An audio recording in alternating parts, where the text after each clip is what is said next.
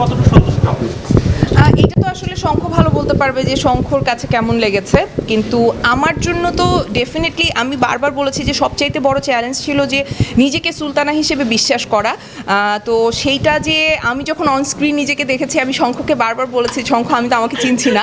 তো এইটা আমার কাছে মনে হয় যে এটাই সবচাইতে বড় অ্যাচিভমেন্ট শঙ্খর, যে একজন অ্যাক্টর যে কাজটা করেছে তারই মনে হচ্ছে যে না, ক্যারেক্টারটা আসলে সে ক্যারেক্টারটাই হতে পেরেছে। তো এবং এটার জন্য আমি অবশ্যই আমার ডিরেক্টর এবং আমার কো অ্যাক্টরদের সাথে আমি আসলে অনেক গ্রেটফুল।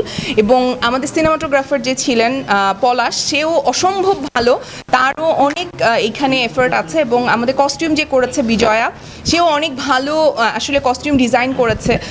ক্যারেক্টারকে ডিজাইন করাটাও অনেক ইম্পর্ট্যান্ট, সেটা সে পুরো টিমের সাথে একসাথে থেকে করতে পেরেছে এবং এত ভালোভাবে আসলে ক্যারেক্টারের গ্রাফটা করেছে যে সেটা আমার জন্য খুব বেশি কষ্ট হয় নাই সেটাকে ধারণ করতে। সো আমি তো আসলে ভীষণভাবে এক্সাইটেড নিজেকে সুলতানা মতো করে স্ক্রিনে দেখতে। ও দাদা কি সন্তুষ্ট? দাদা কি সন্তুষ্ট কিনা?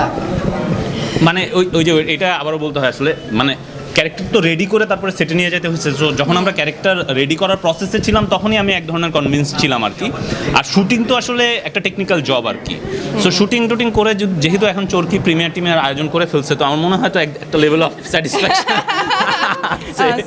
সো আসলে আর ভালোর তো কোনো শেষ নাই। সো এটা যদি আমরা একটা x amount of days shoot করছি, এটা যদি আরো 10 দিন বেশি শ্যুট করা যায় তো সেটা অন্যরকম হতো। হ্যাঁ, একটা লেভেল অফ স্যাটিসফ্যাকশন তো থাকেই। না, আমাদের শুটিং আমার যে টিম বা আমরা যে প্রসেসে কাজ করি তাতে আসলে প্যারাটা দেওয়ার কোনো সুযোগ নাই আর কি। এবং প্যারা খাওয়ারও কোনো না, প্যারা দেওয়ারও সুযোগ নাই, প্যারা খাওয়ারও সুযোগ নাই, মানে because that's how it works. না না, কারণ উই আর টিম।